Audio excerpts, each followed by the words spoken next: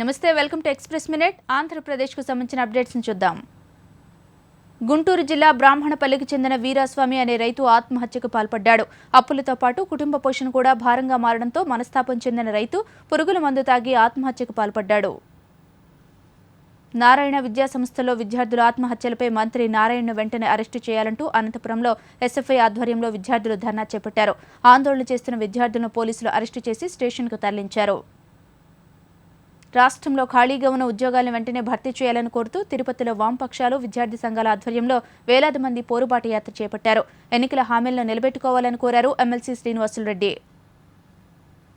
ప్రకృతి వైపరీత్యాలు సంభవించేటప్పుడు తీసుకోవాల్సిన ముందు జాగ్రత్తలపై పశ్చిమ గోదావరి జిల్లా అధికారులు స్థానికులకు అవగాహన కల్పించారు.